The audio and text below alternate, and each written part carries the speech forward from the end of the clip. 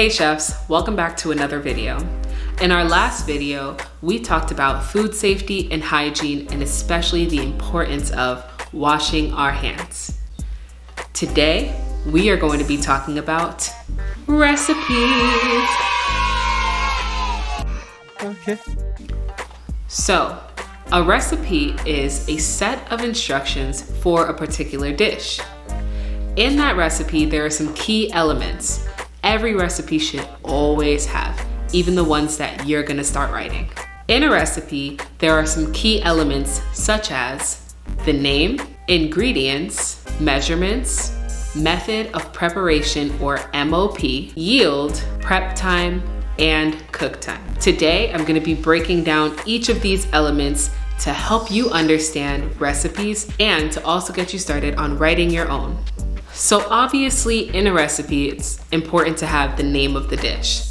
When I started writing my own recipes, I tried to come up with some creative names for the dishes I was making. The name of your dish tells all. It attracts people to look at it and to try it out. So when you're writing a recipe, try to make sure that your recipe sounds super creative and obviously. The next element is ingredients.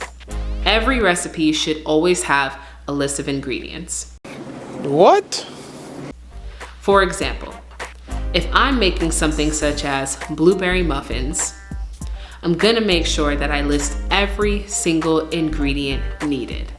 The list of ingredients helps you when you're getting ready to set up for making the recipe. This is called mise en place. What?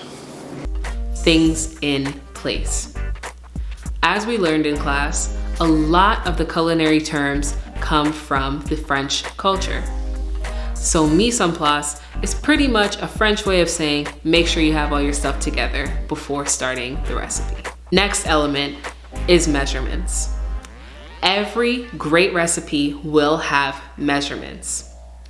Now, in cooking, it's a lot easier for us to tweak them and make it our own.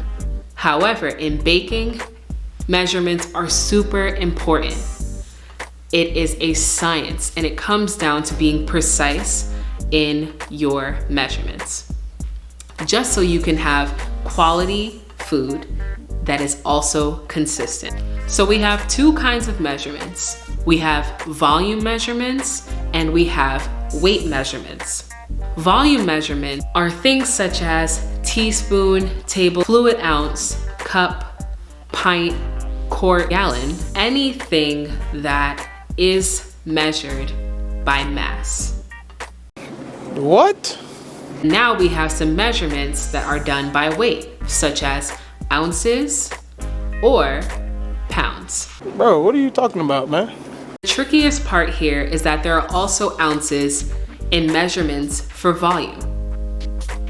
There is something called a liquid ounce.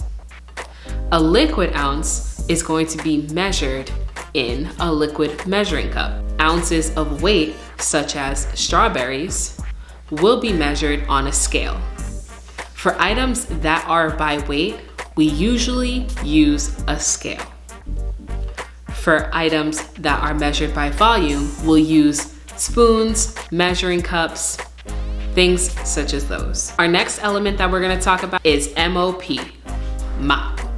Hold on a second. Mop. What is it like? It's like mop. Put your left hand on the bottom, put your right hand on top. Now mop, mop, ayy. Boy, if you don't. But not that kind of mop. So, the next part we're gonna be talking about is MOP, method of preparation. Method of preparation is pretty much a different way of saying instructions. Every key awesome recipe has the list of instructions. The key is to be honest with yourself. We have to be honest with ourselves before we do anything. And the instructions go into great detail, and they usually list the items like equipment and utensils that you're gonna need. For example, in a recipe such as omelets, you may see in the method of preparation, gather ingredients needed. Then it'll say, beat the eggs using a whisk in a small bowl. Before you execute any recipe, it's so important that you look over the method of preparation so you can have an idea of the equipment you'll also need when you are setting up your mise en place. Method of preparation also keeps yourself organized as you're executing the recipe. Next part is yield. Yield pretty much just tells you how many servings. So, what's really great about yield, it helps you decide how many times you either want to increase the recipe or decrease the recipe, or keep it the same depending on how many people you are serving. So for example, in a recipe such as fried rice, the yield might say 2 servings. If you look at the amount of rice in there and it says 1 cup, that's telling you 1 cup will give you 2 servings of rice. If you're seeking to double it or make it for, I don't know, 4 people, you're gonna double it. If you're seeking to do something such as decrease it by half, you're gonna cut the recipe in half. But we'll talk about conversions in another video. That's for another time.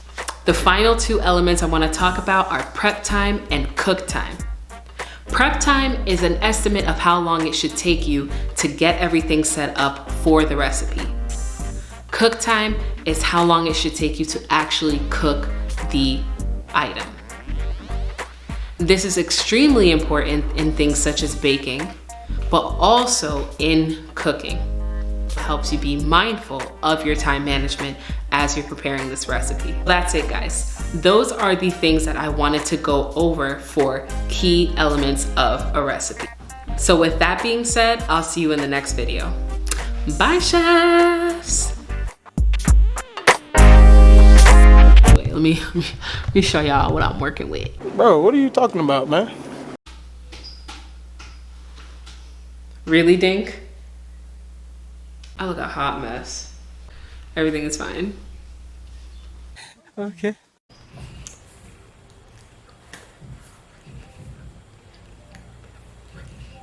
What?